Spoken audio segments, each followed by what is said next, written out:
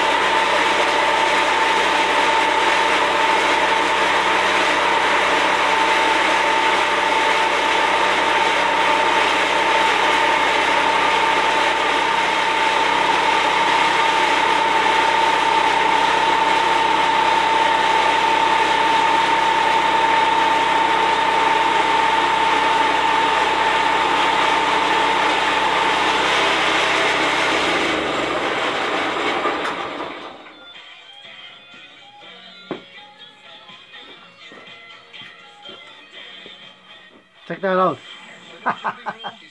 What I'm doing is this morning is I'm cutting some veneer, and these are gonna go on inside my cabinet doors.